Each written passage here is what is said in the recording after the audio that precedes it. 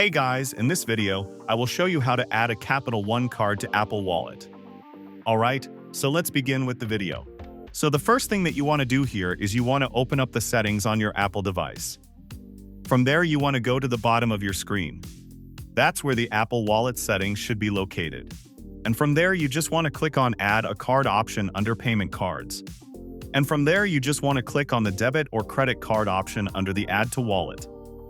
Here it's going to say add a card to Apple Pay to send money to friends and make sure payments in apps on the web and in stores using NFC. So you have two options. You could either scan your card or enter the details manually. So if you want to enter your details manually, just enter or click on the Enter Card Details manually. And from here you just need to add your name and card number and just hit a Next once you're sure.